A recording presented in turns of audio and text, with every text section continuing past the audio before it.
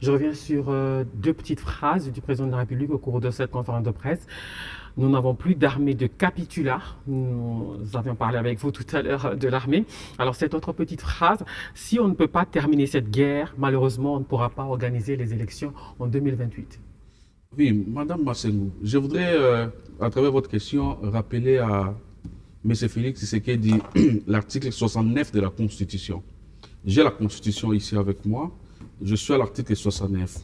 L'article 69 demande au président de la République de veiller au respect de la Constitution. Là, je suis à l'article 69, il est dit, le président de la République est le chef de l'État, il représente la nation, il est le symbole de l'unité nationale. L'alinéa 2, il est mentionné clairement, il veille au respect de la Constitution. Ça, c'est le premier rappel. Le deuxième rappel, c'est je suis à l'article 74.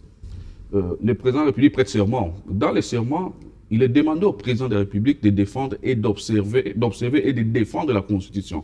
Il est demandé encore une fois au président de la République de sauvegarder l'unité nationale. Le président de la République devra éviter, dans ses prises de parole, des sujets qui divisent. Aujourd'hui, il est établi clairement que M. Tshisekedi il utilise la guerre comme en Libye pour se maintenir au pouvoir et ça ne passera jamais. Madame, nous avons connu Mobutu qui a fait 32 ans. Nous savons comment est-ce qu'il a fini. Nous avons connu Kabila qui a fait 18 ans et pour n'avoir pas respecté dans les délais la Constitution, il a fini par des glissements. Nous savons maintenant là où il est. Donc nous demandons à M. Félix Tshisekedi de ne pas trahir les serments qu'il a signés. Il n'a pas prêté serment pour changer ou je ne sais pas moi faire quoi. Il a prêté serment pour respecter et faire respecter la Constitution. Il y aura élection en 2028. S'il n'y a pas élection, nous allons considérer qu'il y aura vacances au sommet de l'État et nous allons demander à M. Félix Tshisekedi de démissionner pour que le président du Sénat assure l'intérim pendant 120 jours et on aura des élections.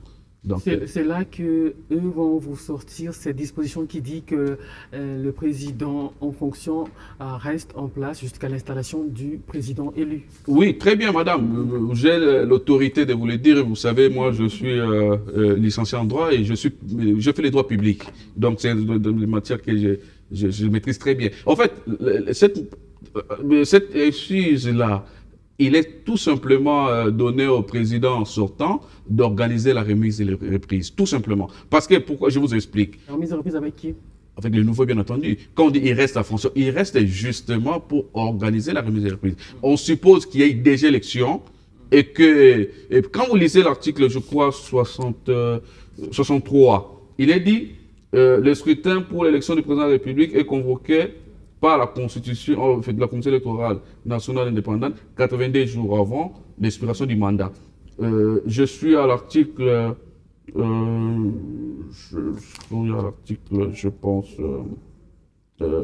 Il nous reste très peu de temps. Oui, oui, il nous reste très peu de temps. Où il est dit que les présidents élus, après la publication des résultats, on sous-attend la gestion de tous les contentieux électoraux, il entre en fonction 10 jours après. Donc, on a publié les résultats qu'il est déjà élu.